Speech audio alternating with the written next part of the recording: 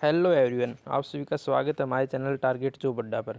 आपको पता है कि हमारा चैनल आपको हर रोज़ जॉब से रिलेटेड नई नई जानकारियाँ प्रदान करता है। जो भी गवर्नमेंट जॉब या प्राइवेट जॉब निकलती है आपको सबसे पहले और सबसे स्टिक जानकारी प्रदान करता है। कोई रिजल्ट आता है, कोई आंसर की आती है, कोई एडमिट कार्ड आता है, तो सबसे पहले आपको बताया जाता है। और हमारे चैनल पर जो प्रीवियस ईयर में जो एग्ज़ाम हुए उनमें जो MCQ आए हैं वो भी हमारे चैनल पर करवाए जाते हैं, क्योंकि उन MCQ में से ही जो आने वाले एग्ज़ाम है उसमें MCQ आते हैं, तो वो आपको एग्ज़ाम क्रैक करने में सहायता कर सकते हैं। ठीक है।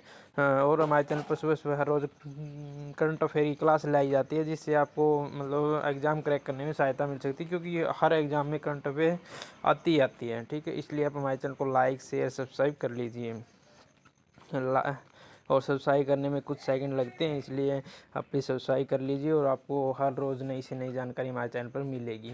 तो हम आज एक नए टॉपिक के साथ आएंगे, शिक्षा मनोविज्ञान इम्पोर्टेंट MCQ निम्नलिखित में से, मतलब ये हमारा क्वेश्चन रहेंगे आगे की तरफ। चलो देखते हैं कौन कौन से क्वेश्चंस हैं, और बहुत इंपॉर्टेंट है भाई ये शिक्षा मनोविज्ञान के। और CTET STET DT+B teaching job जो भी है ना, उनमें सबसे इम्पोर्टेंट है, उनमें आते ही आते हैं ये क्वेश्चन। तो चलो हम चलते हैं इनकी तरफ। ये प्रीवियस एग्जाम के हैं।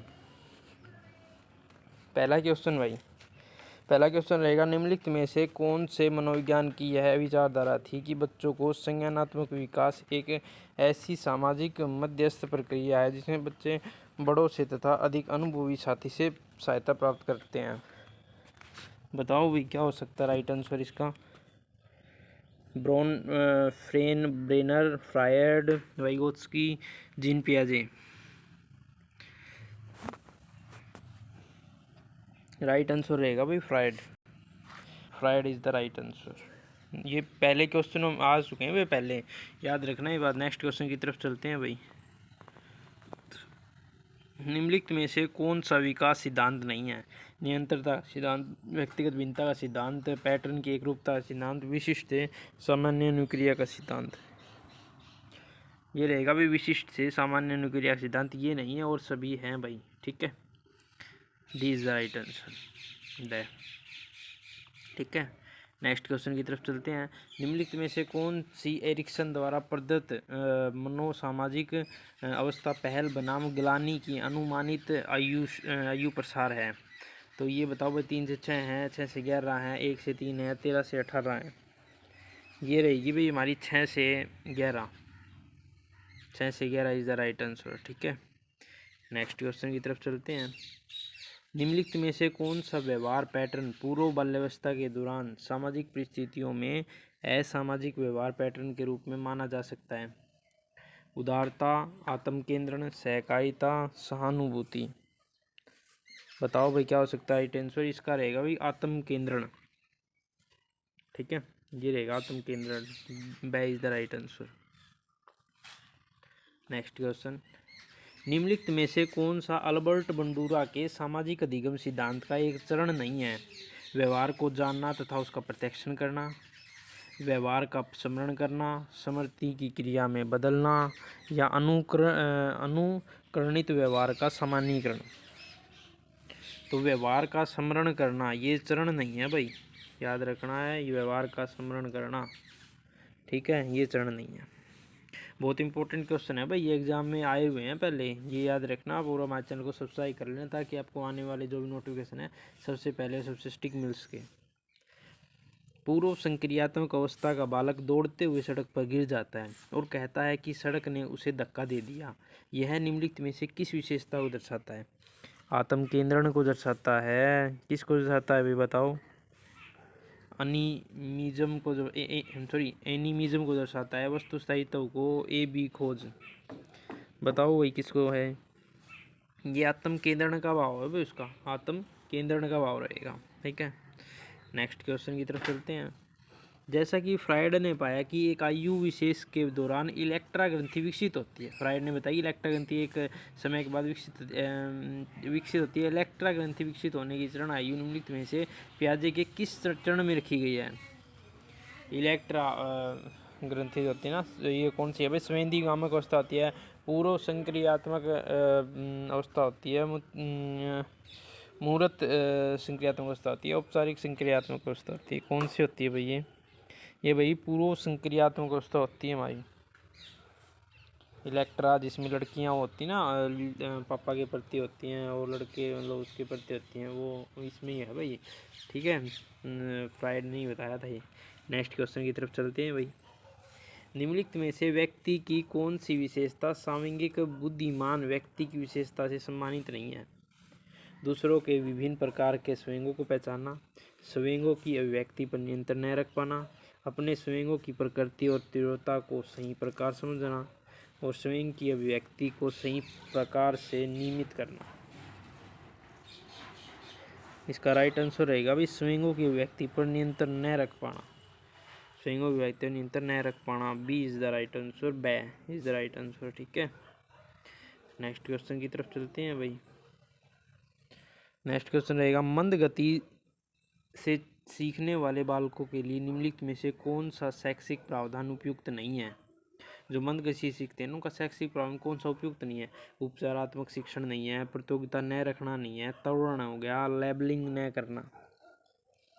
तो राइट आंसर रहेगा भाई त्वरण। त्वरण देखो, उपचारात्मक शिक्षण उपयुक्त नहीं, उपयुक्त है, ये तो है ही ना। प्रतियोगिता न रखना है, मतलब ये कौन सा प्रावधान उपयुक्त नहीं है, तो उपयुक्त त्वरण रहेगा। ठीक है, नेक्स्ट क्वेश्चन की तरफ चलते हैं। अधिगम में अभिप्रेरणा का निम्नलिखित में से कौन सा कार्य नहीं है? जीव को क्रमहीन तरीके से गतिमान करने में मदद करना, जीव के व्यवहार को ऊर्जा प्रदान करना और बनाए रखना, जीव के व्यवहार को निर्देशित और नियंत्रित करना, या जीव की क्रिया को चयनित ध्येय की तरफ निर्देशित करना। राइट आंसर रहेगा भाई जीव को क्रमहीन तरीके से गतिमान करने में मदद करना। जीव को क्रमहीन गति से गतिमान करने में मदद करना, ए इज द राइट आंसर। ठीक है भाई, नेक्स्ट क्वेश्चन की तरफ चलते हैं। निम्नलिखित में से कौन सा कथन गलत है? गलत बताना भाई कौन सा है। अधिगम समायोजन है, अधिगम सार्वभौमिक है, ये तो है ठीक बात है। तो अधिगम हमारा प्रेक्षणीय अवलोकन होता है। ठीक है, अधिगम का परिणाम व्यवहार परिवर्तन होता है। अधिगम समायोजन है, ठीक है। अधिगम सार्वभौमिक, ये भी ठीक है। अधिगम प्रेक्षणीय अवलोकनीय होता है, ये भी ठीक है। तो बताओ भाई कौन सा हो सकता है इसका? ये रहेगा अधिगम हमेशा प्रेक्षणीय अवलोकनीय होता है, D C is the right answer रहेगा भाई ये, क्योंकि अवलोकनीय नहीं होता है, ये व्यवहार में परिवर्तन होता है, समायोजन होता है और सार्वभौमिक होता है। सी इज द राइट आंसर रहेगा। नेक्स्ट क्वेश्चन की तरफ चलते हैं। एक अध्यापक ने विद्यार्थियों का TAT परीक्षण किया ताकि उसमें निम्न की पहचान की जा सके, तो उपलब्धि की, अभिगत्या की या व्यक्तित्व की, अभिव्यक्ति की। तो TAT भाई व्यक्तित्व से संबंधित है। जो TAT हमारा जो है ना वो क्या है, व्यक्तित्व से संबंधित रहेगा भाई TAT। ठीक है, नेक्स्ट क्वेश्चन की तरफ चलते हैं भाई। जिन प्रक्रियाओं को सीखने के उपरांत संतुष्टि प्राप्त होती है उन्हें सीख लिया जाता है, क्या कहलाता है? कल्पना का नियम, प्रभाव का नियम, तत्परता का नियम या सापेक्षता का नियम? तो ये रहेगा भाई प्रभाव का नियम, प्रभाव का नियम। नेक्स्ट की तरफ चलते हैं भाई। बेसल आयु किसके मापन से संबंधित है? बेसल आयु बताओ भाई। व्यक्तित्व, अभिवृत्ति, बुद्धि, अभिक्षमता। बेसल आयु, बै से बै बुद्धि, बेसल आयु बुद्धि संबंधित है भाई।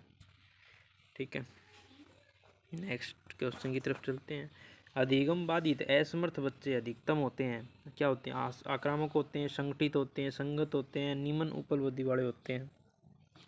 ये पहले जो एग्ज़ाम है वो इसमें आ चुके हैं, ये याद रखना है आपको। पहले ही निम्न उपलब्धि वाले होते हैं भाई ये बच्चे। कौन से होते हैं? अधिगम बाधित असमर्थ बच्चे होते हैं वो अधिगम उपलब्धि वाले, निम्न उपलब्धि वाले, सॉरी निम्न उपलब्धि वाले होते हैं, इनको उपलब्धि कम होते हैं। नेक्स्ट क्वेश्चन की तरफ चलते हैं भाई। मनोविज्ञान ने शिक्षा को बना दिया है पाठ्यचर्या केंद्रित, शिक्षक केंद्रित, बाल केंद्रित, तो या फिर विषय केंद्रित? मनोविज्ञान ने शिक्षा को बाल केंद्रित बनाया। उन्होंने कहा है कि बच्चों को उनके अनुसार ही शिक्षा दी जानी चाहिए, उनके माहौल के अनुसार ही, बच्चों को केंद्र में रखकर। Next question. गिलफोर्ड द्वारा प्रतिपादित बौद्धिक संरचना के मॉडल में प्रारंभ में कितने तत्वों को सम्मिलित किया? 100, 120, 200 या 150? तो राइट आंसर रहेगा भाई 120 मॉडल को शामिल किया गया था। नेक्स्ट क्वेश्चन, सम्मान और प्रतिष्ठा व्यक्ति के लिए भी प्रेरणा की तरह कार्य करते हैं। ये प्रेरक निम्नलिखित में से किस श्रेणी से संबंधित हैं? व्यक्तिगत, सामाजिक, शारीरिक, राजनीतिक। ये हमारी सामाजिक रहेगी। भी सम्मान और प्रतिष्ठा व्यक्ति के लिए कहाँ होती है? समाज में ही होती है ना सबसे ज़्यादा। तो समाज में कितनी प्रतिष्ठा उसकी। तो भाई यहाँ तक तो यही थे हमारे क्वेश्चन। मोस्ट इम्पोर्टेंट भाई ये क्वेश्चन है VIP, लिख देता हूँ मैं। VIP क्वेश्चन है भाई, ये मोस्ट इम्पोर्टेंट क्वेश्चन है। ये एक एग्ज़ाम में पहले आ चुके हैं और आगे आने वाले टीचिंग जॉब में भी आ सकते हैं। तो हमारे चैनल को आप लाइक शेयर सब्सक्राइब कर लीजिए, तब कि आने वाली जो भी नोटिफिकेशन आ सबसे पहले सबसे मिल सके। यहाँ तक आपने वीडियो देखी, आपको हमारी वीडियो कैसी लगी प्लीज़ कमेंट करके ज़रूर बताएं। और आपने हमारी यहाँ तक वीडियो देखी, आपका बहुत बहुत धन्यवाद। भगवान आपको हमेशा खुश रखें।